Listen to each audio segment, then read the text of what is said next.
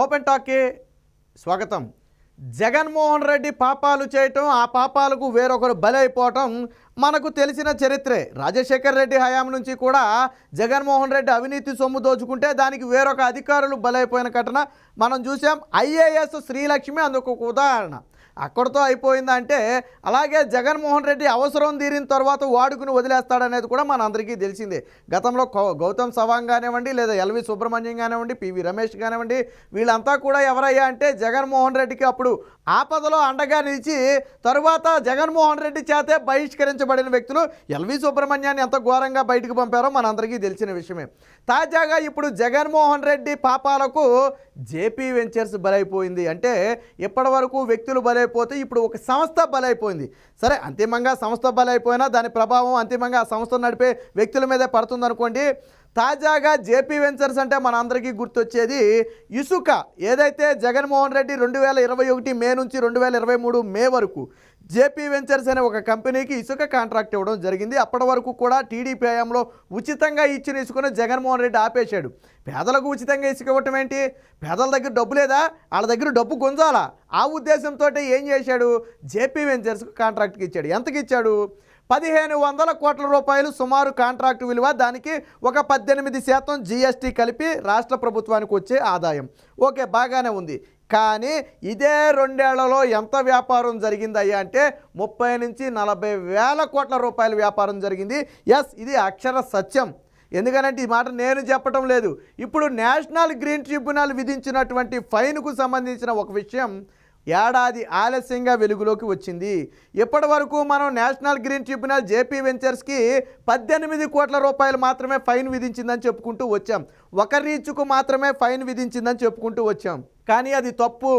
బురుడి కొట్టించారు. బాహ్య ప్రపంచానికి తెలియకుండా, పత్రికలలో రాకుండా ఆ జేపీ వెంచర్స్ ప్రజలను బురుడి కొట్టించింది. వాస్తవానికి విధించిన ఫైను 110 రీచ్లకు గాను ఒక్కొక్క రీచ్కి 18 కోట్ల రూపాయల చొప్పున 1908 కోట్ల రూపాయల ఫైన్ విధించింది. ఎస్, మీరు విన్నది నిజమే. 1908 కోట్ల రూపాయల ఫైన్ను జేపీ వెంచర్స్కు నేషనల్ గ్రీన్ ట్రిబ్యునల్ విధించింది. ఆ 110 రీచుల్లో కూడా అనుమతులు రద్దు చేసింది. అయినప్పటికీ కూడా ఇప్పుడు జగన్మోహన్ రెడ్డి అందులో ఇసుకను అడ్డంగా దవ్వేస్తున్నాడు. అయితే ఒక రీచు అంటూ ఎందుకు చెప్పుకుంటూ వచ్చారంటే అసలు బండారం బయటపడితే ప్రతిపక్షాలు విమర్శలు చేస్తాయి కాబట్టి 110 రీచుల్లో అక్రమ ఇసుక తవ్వకాలు జరిగాయని గొగ్గోలు పెడతారు కాబట్టి దాన్ని బయటకు రాకుండా కప్పుపుచ్చుకుంటూ వచ్చారు.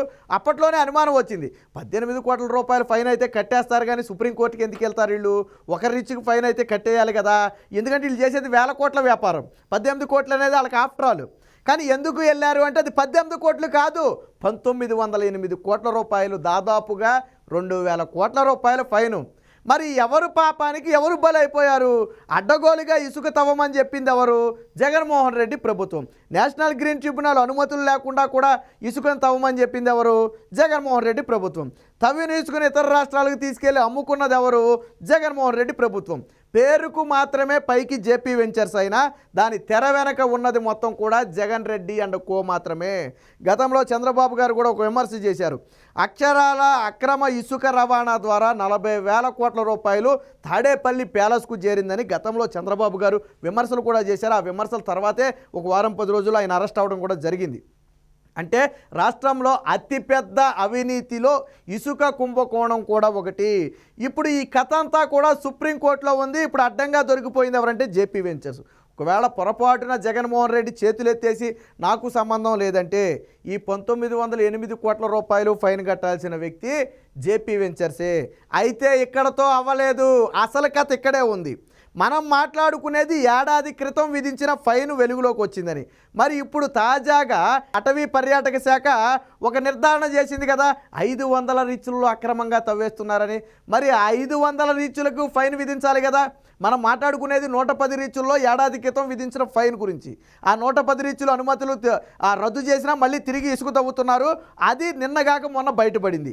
మొత్తంగా 110 రీచులకే దాదాపు 2000 కోట్ల ఫైన్ అంటే 500 రీచులకు ఎంత ఫైన్ వేయబోతున్నారో మీరే ఆలోచించండి. అంటే దాదాపు 6000 కోట్ల రూపాయల ఫైను రేపు జేపీ వెంచర్స్కు పడబోతుంది.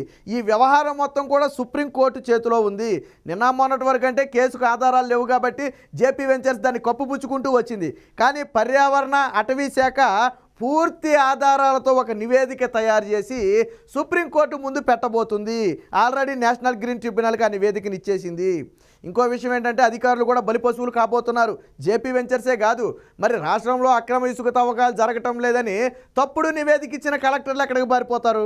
25 జిల్లాల కలెక్టర్లు తప్పుడు నివేదిక ఇచ్చారు కదా, మరి 25 జిల్లాల కలెక్టర్లు రేపు సమాధానం చెప్పాలి కదా. ఎందుకంటే వాళ్ళు ఇచ్చింది తప్పుడు నివేదిక అని కేంద్ర ప్రభుత్వం తేల్చింది, కుండబద్దలు కొట్టింది. రేపు కోర్టు అడుగుద్ది, మీరు ఒక అధికారి అయి ఉండి ఎందుకు తప్పుడు నివేదికలు ఇచ్చారు, పర్యావరణ అటవీ శాఖను ఎందుకు తప్పుదారి పట్టించారు, నేషనల్ గ్రీన్ ట్రిబ్యునల్ని ఎందుకు తప్పుదారి పట్టించారు, గౌరవ న్యాయస్థానమైనటువంటి మమ్మల్ని ఎందుకు తప్పుదారి పట్టించారని రేపు కోర్టు నిలదీస్తే సమాధానం ఐఏఎస్లు చెప్పాలా. దీని మీద ఏ సిబిఐ అన్న ఎంక్వైరీ అన్న వేస్తే ముందు బలైపోయేది అధికారులే. జగన్మోహన్ రెడ్డికి ఏమీ లేదు, నేను కాంట్రాక్ట్కి ఇచ్చాను అంటాడు అంతే. ఆయన తాడేపల్లి ప్యాలెస్కి వెళ్ళిన దానికి ఆధారాలు ఉన్నాయి ఏమన్నా? లేవు కదా. ఆయన ఓన్లీ తప్పించుకు తిరుగుతాడు అంతే, నేను ఇచ్చాను అంతే, నాకు అంతవరకే తెలుసు అంటాడు. కానీ బలైపోయేది ఎవరు? జేపీ వెంచర్స్ అధికారులే. సో దీనికి సంబంధించిన వార్త అయితే ఒకటి వచ్చింది, ఒకసారి చూద్దాం. జగన్ పాపాలకు జేపీ వెంచర్స్ బలి, ఇసుక కాంట్రాక్టు సంస్థకు 1908 కోట్ల పెనాల్టీ. అసలు ఈ కాంట్రాక్టు విలువే 1535 కోట్లు రాష్ట్ర ప్రభుత్వం ఇచ్చింది.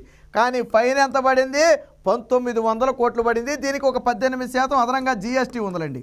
18% జీఎస్టీ కలుపుకుని రాష్ట్ర ప్రభుత్వానికి వస్తుంది. కానీ 1900 కోట్ల రూపాయలు ఫైన్ విధించారు. అంటే కాంట్రాక్టు విలువ కంటే కూడా అదనంగా ఫైన్ అయితే విధించడం జరిగింది. ఇక ఒక్కో B2 కేటగిరీ రీచ్కు 18 కోట్ల చొప్పున మొత్తం ఎన్ని రీచ్లు? 110 రీచ్లకు. మనకు గతంలో ఒక రీచ్కు మాత్రమే 1800 కోట్ల రూపాయలు జరిమానా విధించింది. ఇది మాత్రమే కోర్టులో ఉందని చెప్పి ఆ జేపీ వెంచర్స్ కప్పిపుచ్చుతూ వచ్చింది. కానీ అది ఒక రీచ్ కాదు, 110 రీచ్లు. అది ఇప్పుడు బయటపడింది. ఇక ఇసుక అక్రమ తవ్వకాలపై ఎన్జిటి కొరడా, నేషనల్ గ్రీన్ ట్రిబ్యునల్ కొరడా. పేరుకే జేపీ, తవ్వేదంతా కూడా వైసీపీ నేతలే. తాడేపల్లికి వాటాలు వెళ్ళినట్టుగా ఆరోపణలు. అధికారికంగా బుక్ అయింది కాంట్రాక్టు సంస్థే, అంటే జేపీ వెంచర్స్ మాత్రమే. జగన్ చేతులెత్తేస్తే ఆ భారం జేపీ వెంచర్స్. ఇప్పుడు గతంలో చూడండి, ఎవడైనా ఒక మనం చేసిన అప్పుకి ఎవడైనా షూరిటీ ఉన్నాడు అనుకోండి, అప్పు చేసినోడు చేతులు ఎత్తేస్తే షూరిటీ ఇచ్చినోడి మీద పడతారు. అలాగే ఈరోజు తవ్వమన్నది జగన్మోహన్ రెడ్డి అయినా తవ్వింది ఎవరు? JP ventures. కాబట్టి అధికారికంగా జేపీ వెంచర్స్ మీద చర్యలు ఉంటాయి తప్ప ఆ తవ్వమన్నోళ్ళ మీద చర్యలు ఉండవు. అదంతా అనధికారికంగా. సో ఇప్పుడు సుప్రీంకు నివేదికలు ఇవ్వనున్న కేంద్ర ఏజెన్సీలు, నేడు కొత్త కంపెనీలకు కూడా సమస్యలు. అంటే ఆల్రెడీ కొత్త కంపెనీలు ఇప్పుడు జేపీ వెంచర్స్కి 2023 మేతో దాని టైం అయిపోయింది. ఆ తరువాత వేరొక సంస్థలు, కొన్ని జిల్లాలకు సంస్థ, కొన్ని జిల్లాలకు సంస్థ అయితే రావడం జరిగింది. కానీ ఇక్కడ మ్యాటర్ ఏంటంటే 110 రీచ్లకు ఆల్రెడీ అనుమతులు రద్దు. అనుమతులు రద్దయిన రీచ్లలో కూడా ఇప్పుడు ఇసుక తవ్వుతున్నారని నిన్న కేంద్ర సంస్థ తేల్చి చెప్పే కదా. 500 రీచ్ల్లో ఇసుక తవ్వుతున్నారు. అందులో ఈ 110 బ్యాన్ చేసిన రీచ్లు కూడా ఉన్నాయి. మరి బ్యాన్ చేసిన రీచ్ల్లో ఇసుక తవ్వితే ఊరుకుంటుందా రేపొద్దున? ఇప్పుడు కొత్తగా వచ్చిన వాళ్ళు కూడా ఈ కుంభకోణంలో ఇరుక్కోబోతున్నారు. రేపు విచారణలో వీరి పాత్ర కూడా ఉందని తెలిస్తే కొత్త కంపెనీలు కూడా వాటికి బాధ్యత వహించి నేషనల్ గ్రీన్ ట్రిబ్యునల్ విధించే పెనాల్టీకి కట్టాల్సి ఉంటుంది. అంటే జగన్మోహన్ రెడ్డిని నమ్మి ఇసుక దవ్విన ప్రతి ఒక్కరూ కూడా ఈరోజు పేకల్లోతు కష్టాల్లో కూరుకుపోయారు, న్యాయపరమైన చిక్కుల్లో కూరుకుపోయారు. రేపు సుప్రీంకోర్టు కన్నా దీని మీద ఆగ్రహించి ఇన్ని వేల కోట్ల కుంభకోణం జరిగిందా అని ఒక అనుమానం వచ్చి దీని మీద సిబిఐ ఎంక్వైరీ చేస్తే ముందు బలైపోయేది అధికారులు. అలాగే గనుల శాఖ డైరెక్టర్ కూడా దీనికి బాధ్యత వహించాలి. ఎందుకంటే ఈ మొత్తాన్ని పర్యవేక్షించాల్సింది ఆయనే. మనం ఎన్ని రీచ్లకు అనుమతి ఇచ్చాం, ఎంత దవ్వుతున్నారు, ఏంటి కథ అనేది ఆయనకు తెలుసు. మొత్తం చంద్రబాబు గారి మీద ఆ కేసు వేసిన మహానుభావుడు ఆయనే. చంద్రబాబు గారు పేదలకు ఉచితంగా ఇసుక ఇచ్చి రాష్ట్ర ఖజానాకు నష్టం చేశారని కేసు వేసిన వ్యక్తే ఇప్పుడు గనుల శాఖ డైరెక్టర్గా ఉన్నాడు. ఆయన మీద కూడా సిబిఐ విచారణ జరిగితే అప్పుడు పాపాల పుట్ట మొత్తం కూడా బయటపడుతుంది. ఎవరెవరు దీని వెనుకున్నారు, ఎంతెంత వాటాలు ఎవరెవరికి వెళ్ళాయి, తాడేపల్లి ప్యాలెస్కు ఎంత వాటాలు వెళ్ళాయి అనేది సిబిఐ విచారణలో బయటపడుతుంది. ఖచ్చితంగా సుప్రీంకోర్టు దీని మీద జోక్యం చేసుకుని, ఇదేం ఆషామాషి వ్యవహారం కాదు. అంచనా ప్రకారమే 40,000 కోట్ల వ్యాపారం జరిగింది. కానీ కాంట్రాక్టు సంస్థకి ఇచ్చింది ఎంత? 1,500 కోట్లు.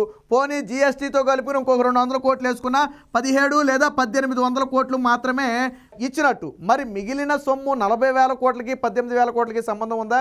అంటే రాష్ట్ర ప్రభుత్వానికి ఖజానాకు రావాల్సిన సొమ్ము మొత్తం కూడా పరుల పాలైపోయింది. Jaganmohan Reddy and co పాలయ్యింది.